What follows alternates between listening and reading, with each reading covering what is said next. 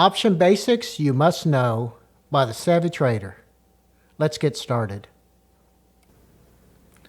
Everyone wants to make money in trading, and with proper knowledge, options are a great addition to anyone's trading toolbox. But there are a few basics that we need to cover to get started. We need to cover the following: what changes for a trader as a buyer versus a seller, type of options, calls and puts, how to read an option quote, how options are priced, advantages and risk of trading options, and then we'll go over the thinkorswim platform option screen. Buyer versus seller in option trading. When you buy an option, it gives you the right, but not the obligation, to buy or sell a specific stock at a specific price per share within a specific time frame. Now, a good way to remember this is you have the right to call a stock from someone for calls, and you have the right to put stock to someone for puts. Very simple. When you buy in, you have the right. When you sell, you have the obligation. If you sell an option, you have the obligation to buy or sell the stock at a specific price per share within a specific time frame. That's only if the call or put buyer decides to invoke their right to sell or buy the stock at that price. The point to remember is buyers have rights, sellers have obligations. Buyer versus seller in option trading for calls. When you buy a call, it gives you the right, but not the obligation to buy a specific stock at a specific price per share within a specific time frame.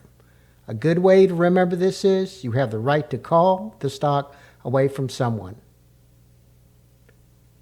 If you sell a call, you have the obligation to sell the stock at a specific price per share within a specific time frame. That's only if the buyer decides to invoke the right to buy the stock at that price. Now, buyer versus seller in option trading for puts. When you buy a put, it gives you the right, but not the obligation, to sell a specific stock at a specific price per share within a specific time frame. A good way to remember this is you have the right to put stock to somebody. If you sell a put, you have the obligation to buy the stock at a specific price per share within a specific time frame. Once again, that's only if the put buyer decides to invoke their right to sell the stock at that price.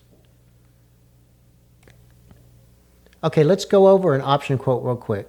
So first we have the ticker symbol, then we have the month, day, year of expiration, then we have the strike price, and then we have the type of option, which is a call, and then we have the price, which is $3.10.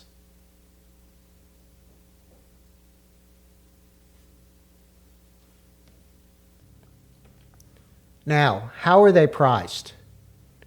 An options premium, this is what you pay, is comprised of intrinsic and extrinsic value.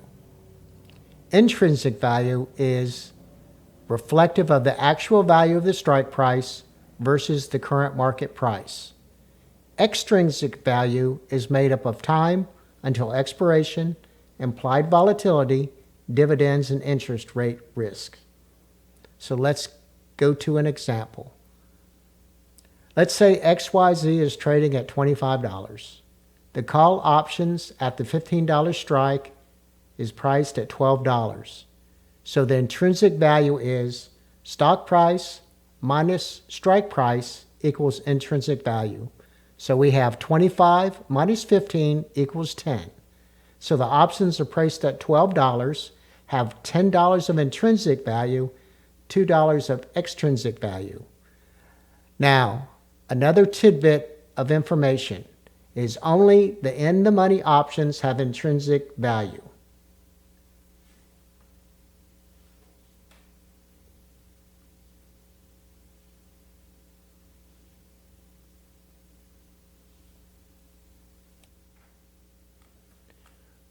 Now let's look at advantages and disadvantages of option trading. Some of the biggest advantages: leverage, lower cost ways to go long or short the market. 2, defined risk up front. 3, multiple strategies to meet current market requirements, like verticals, call debit spreads, put debit spreads, call credit spreads, and put credit spreads. Now, to some disadvantages. Trading out of the money options. Think of delta as a percent of possibility of trading in the money at expiration. Delta 70, 70%. Delta 30, 30%. Risk management is not as forgiving as long stock trading. Options have lots of leverage, but comes that you must be on top of your risk management. Illiquid options. They can be an issue with good entries and exits, unlike stocks. So when you're trying to get into what you foresee as a good trade, if you don't have the open interest in your option contracts, you're not going to get a good feel. You're going to see the spreads very wide. And even more so, once you've booked a profit on paper before you execute your exit, you can't get out of the trade at a favorable price. So you need to be aware of this. Trade options that have liquidity. Now we're going to go over the Thinkorswim platform as far as the trade tab for options. All right, so we were going over some option basics. So I just thought I'd go through the TOS platform to help those who aren't very familiar with it. You're in your charts tab. You just go over into your trade tab and choose all products, and that'll get you into your window for your options. And then you can select whatever stock you want to select. Let's just go into, let's do Disney for no real reason other than it's accessible. So when you start at the top, you'll see your ticker and then the current price, 86.88. This is the weekend, so we're not actively trading. And then you go to your window. You can set your strikes here at 4 wide, 6, 8, 10, 12, 14. I usually set mine at 14. And then from there, you can choose your dates. Let's just look at this week's expiration, and you're going to see different colors. The lighter color blue, these are in the money. The darker color out of the money. These are calls on the left. Puts are always on the right for TOS. You'll notice that with the price trading at 86.88, the 87 puts are out of the money. The 86 puts are in the money for calls. 87 puts are out of the money. And all the way over to the right, you're going to see a number, implied volatility. And then next to that is the market maker move. That's the expected move priced into the option, $3.23 up or down. And that is for this expiration for 6 days. If you jump down to the 13th of January, 13 days out on the weekly, it's $5.18, the expected move. Now, if you want to look at more information, go all the way down to the bottom of your screen. You'll see today's option statistics, and you'll get the implied volatility.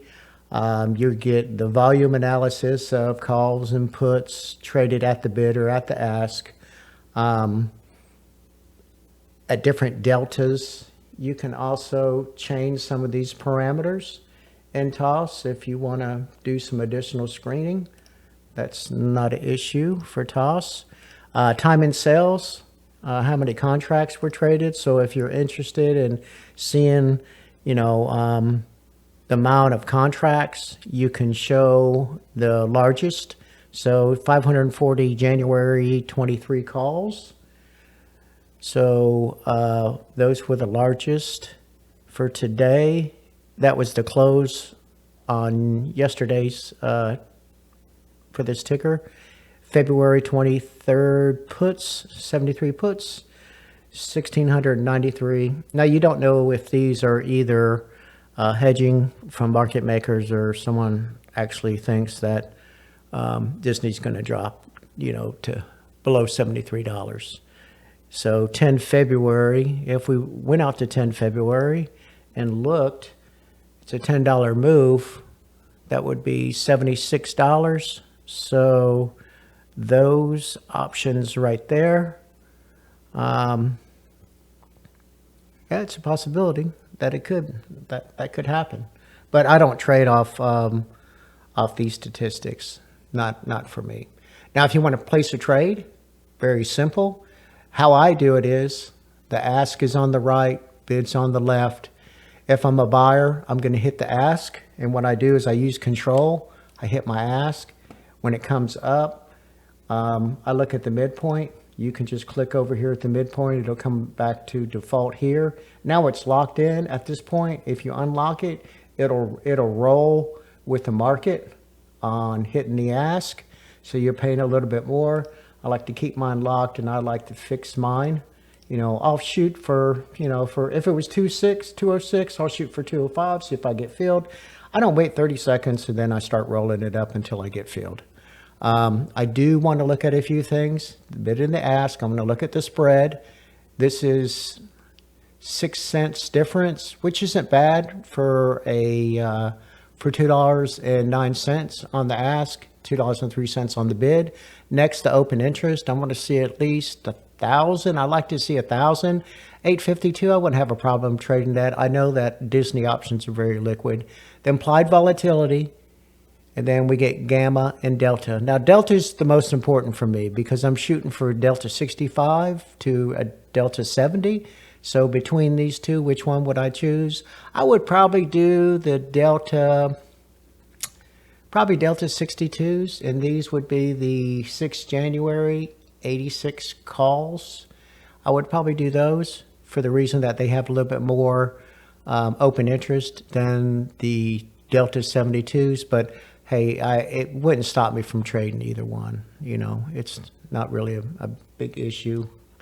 If you want to do let's say a call debit spread, hit your control, hit the ask, at the money, out of the money, bid on the 86, 87s. So what we have right here is that you are buying the 86, you're selling the 87, the 87's out of the money, and you're paying 57 cents on a dollar spread that's a little wide. You want 50 cents on your spreads. There's some people have an issue in putting orders in to toss. You can also right click, go buy, say vertical. Oh, it's a pain in the butt that way. It's just so much easier just to hit control and just pick your 2 strikes. And if your strikes aren't exactly what you want, then you can change them on the fly right here. It's not a big deal whatsoever. In fact, if I wanted to do a butterfly, I could simply just go, I'm going to do 2 strikes in the money. I'm going to sell 2 strikes out. I'm going to buy 2 strikes here. And then I would come down and I would just add 1.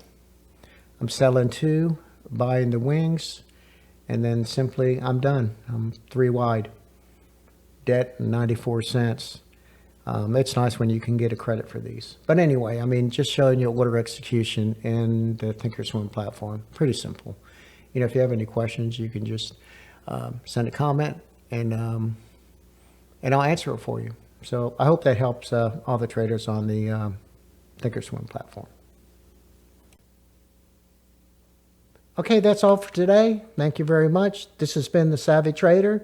Hope to see you again. We're going to put out some more videos for you. And good luck with your trading. Thank you.